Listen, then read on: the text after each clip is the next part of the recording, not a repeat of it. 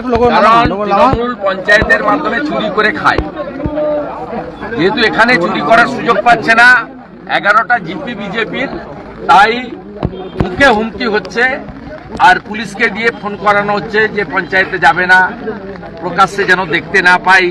মিথ্যা মামলা, 307-এর মামলা, জামিন অযোগ্য ধারায় মামলা, এগুলো করা হচ্ছে। আর তৃণমূলের লোকেরা ধরুন কোনো পঞ্চায়েত বা কোনো নেতৃত্বের ছেলে মেয়ে স্কুলে যাচ্ছে, তাকে বলছে তোর মাকে তোর বাবাকে দেখে নেব, তুলে নিয়ে আসবো। এই হুমকিটা ব্যাপকভাবে চলছে। এমনকি কিছু কিছু সমর্থকের বাড়িতে দুপুরবেলা রান্নার পরে ওদের 8 জন 10 জন 15 জন গিয়ে খাবার তুলে নিয়ে চলে যাচ্ছে। এটা বর্বর, অমানবিক এবং অত্যন্ত নিম্ন রুচির একটা রাজনৈতিক সন্ত্রাস এখানে ওরা করতে চাইছে। আমাকে সুশান্ত ভাই যখন জানিয়েছিল যে আপনাকে 7টা জিপিতে এইভাবে লোকের কথা শুনতে হবে, লোককে একটু আশ্বস্ত করতে হবে আমাদের বিজেপি, আমি আজকে এখানে এসেছি। আমি আরো 2-3টে জায়গায় যাব। এখানে 2টো গ্রাম পঞ্চায়েতের প্রধান, মেম্বার, বিজেপির কার্যকর্তা কয়েকশো এখানে আমার সাথে আছে। তাদের বেশ কয়েকজনের কথা আমি শুনলাম। আমি শুধু আমার বক্তব্য রাখার জন্য আসিনি, তাদের কথা আমি শুনলাম, তাদেরকে আশ্বস্ত করলাম যে বিরোধী দলনেতা এবং দল হিসেবে বিজেপি তাদের পাশে আছে, লোকাল এমএলএ আছে, জেলা পরিষদ মেম্বার আছে, পুরো পার্টি বিজেপি পরিবার তাদের সঙ্গে আছে। মিথ্যা মামলা হলে জামিন করাবো, আর আক্রমণ হলে পাশে থাকবো, প্রতিবাদ প্রতিরোধ ইত্যাদি হবে। একদিকে আন্দোলন, একদিকে আইনি লড়াই, দুটোই আমরা চালাবো। আমাকে সমস্ত পঞ্চায়েত আশ্বস্ত করেছে যে আমরা আত্মসমর্পণ করে মাথা নিচু করে তৃণমূলের কাছে কাজ করবো। গণনা কেন্দ্রে দলের নেতাদের দায়ী করা হচ্ছে,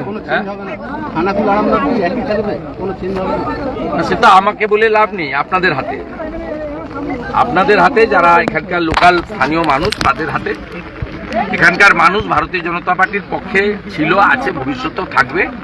অনেক রকম কায়দা কানুন করে সামান্য ভোটে তারা জিতে গেছেন এবং এই জয়টা প্রকৃত জনগণের যে মত তার প্রতিফলন নয়, এটা অন্যভাবে এই জয়টা আনা হয়েছে। দলীয় কর্মীদেরই তো দোষারোপ করা হচ্ছে দলীয় নেতৃত্বে, যে এই যে গণনা, এই গণনার জন্য তো আপনার জেলার যে আমার সাংগঠনিক জেলা সভাপতি তার দিকে। আপনি কেন এগুলো বলছেন? আমাকে আপনার কর্মীরাই এখানে বলছিল না, আমাকে কেউ বলে আর বলেনি। আর এসব প্রশ্নের আমি উত্তরও দেবো।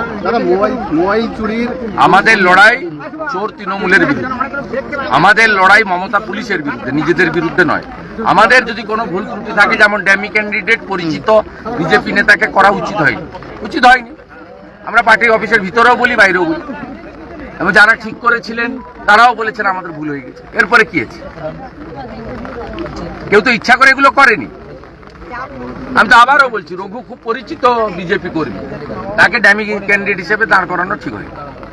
যারা দাঁড় করিয়েছে তাদেরকে আমি জিজ্ঞেস করেছি কেন করলেন না, ভুল হয়ে গেছে তাদের। এরপরে আপনি কি বলবেন? অতএব এই ভুল থেকে, ত্রুটি থেকে শিক্ষা নিয়ে আমরা এগোবো। কিন্তু গণনা কেন্দ্রে এটাও হয়েছে, কাস্টমসের এক অফিসার একটা এআরও টেবিলে ছিলেন, তিনি আমাকে 10টা বুথের নাম দিয়েছেন। এখানে বিজেপি 441 পেয়েছে, 41 লেখা হয়েছে। বিজেপি 473 পেয়েছে, শুধু 73 লেখা হয়েছে। তৃণমূলের ভোটটা বিজেপির দেখানো হয়েছে, বিজেপির ভোটটা তৃণমূলের দেখানো হয়েছে।